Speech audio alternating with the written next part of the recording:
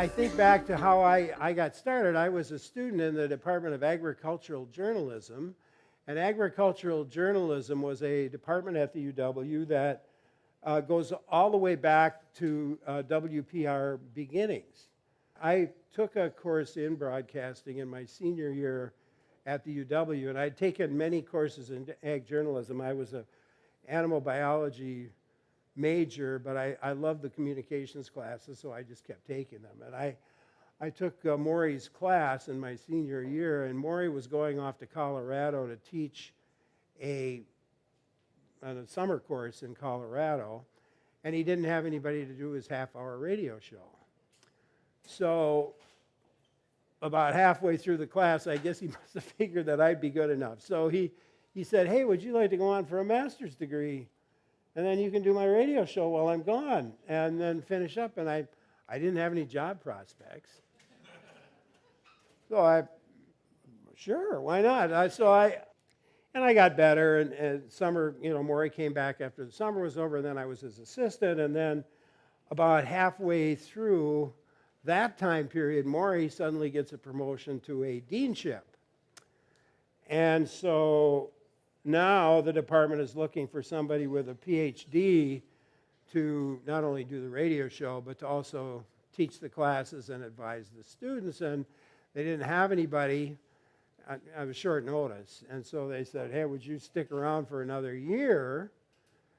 And I didn't have any job prospects. So I said, "Sure." So the time went on, I got a little better at my job, and finally the department asked me if I'd be interested in a Ph.D. And I didn't have any job prospects, so I said, "Sure." So I went and got my Ph.D., and they hired me right back, and here I am 51 years later, still in Maury's old position. I still have no other job prospects. So over the years, my own program changed a lot, and I think the changes in my program reflect the evolution in programming at Wisconsin Public Radio. And, at first, back in the mid-'60s, I hosted that farm program, and that show consisted of some farm news and markets. I had a couple of interviews with extension specialists. Each one was 6 or 7 minutes long. And at the time, there were 124,000 farms back then in Wisconsin. They averaged 125 acres.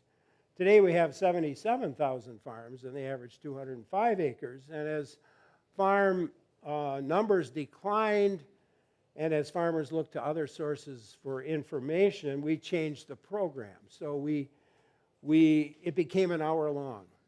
So we kept the farm information in it, but we combined elements of that half hour, the extra half hour, with features that were more consumer and just general orientation types of things that we felt would attract a broader audience.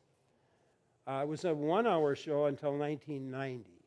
1990, we added 30 minutes. So now it's a 90-minute format, and that's what we have to this day.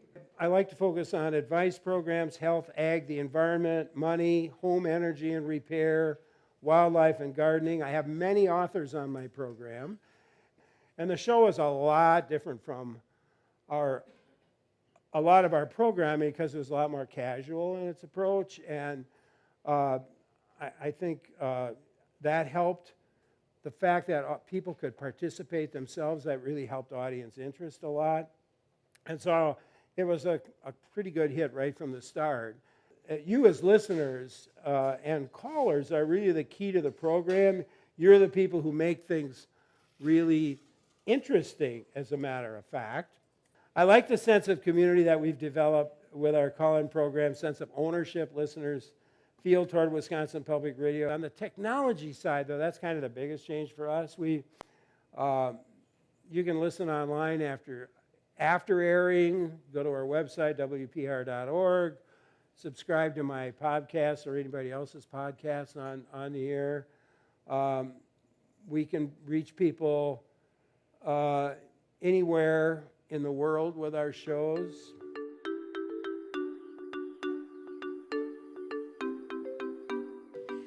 curious as to whether you ever get the equivalent of writer's block.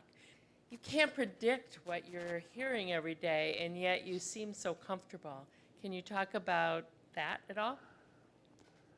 Thinking back to my biochemistry classes from the university, the professor before the exam would always say, in the immortal words of Louis Pasteur, chance favors the prepared mind. So usually if I've done my homework, but still, you know, every once in a while I might get a little mental thing, and then you know what I do? I say, you know what, I totally thought, I forgot about what I was going to talk about. And I do have a script in front of me, or Jill gives me 10, 15 questions that she writes. I have my own questions, you know, that are mostly in my head. If I can't think of something and I can't see the questions for whatever, I'll just say, you know what, I just can't think of what I was going to say. But then by that time, something else will be in my head, and I'll say, well, rather than what I can't remember, let me just ask you this, and I'll just go on to the next thing. It's I'm quite good at like cocktail parties because I know a little bit about a whole lot of things. I don't know a lot about anything, but I know a little bit about a lot of different things. How has the internet changed the types of questions that you receive? Facebook, for example, I mean, has been really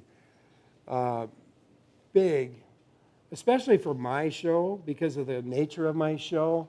There's a lot of ways you can visualize with, you know, if I'm doing an outdoor show, I get all kinds of photos from people who say, well, what's this bird? Or look at what I saw.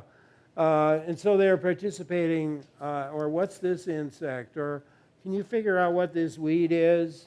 I mean, there's all kinds of ways that we try to bring more people, you know, sort of into the show. So that's changed things. Would you advise a young person to pursue a career in radio broadcasting? You know, I still think there's a great career in radio broadcasting. And radio broadcasting, for the most part, you know, you're not going to make a lot of great tons of money in it, but it's really an interesting job.